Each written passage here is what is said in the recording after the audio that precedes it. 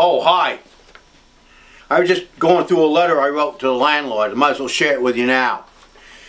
Dear landlord, I'm writing this slow in order to control my stuttering. I can understand why you decided to raise our rent recently. It has something to do, I'm sure, with the fact your house we're living in changed color and got renovated without you knowing it. The fire department said the blaze started in the shed and quickly spread to the house. They are still investigating the cause, but are finding it hard because when last seen, the shed was sailing over the house picking up steam as it made a splashdown into the middle of the lake several miles away. Near as I can figure, it started with my mother-in-law moved in earlier this year with her 3 cats, a Jewel and St. Bernard, and a friggin' minor bird.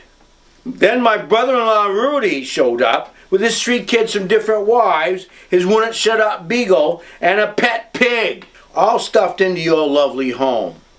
It was a friggin' retarded zoo.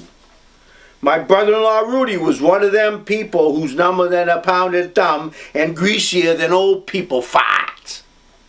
Even though he could never hold a steady job, he always seemed to have money. I think it might have something to do with what he was doing in the shed with all them propane tanks and large strange barrels with warning labels on them and people showing up in the middle of the night coming and going. Who knows what was going on there? The good part of him staying with us though is that he had a cute pig. He was pretty smart.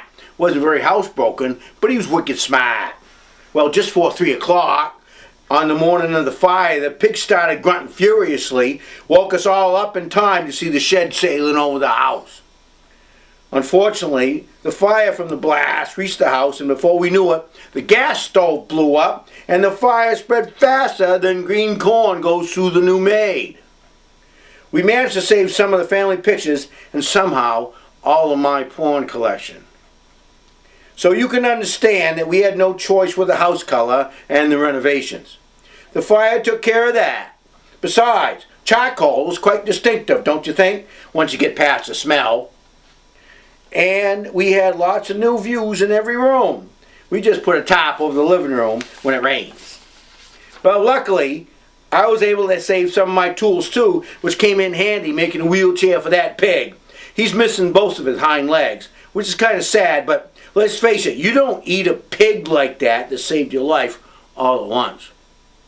So I hope you can see your way of not increasing our rent until we get back on our feet. Everyone, that is, except the pig.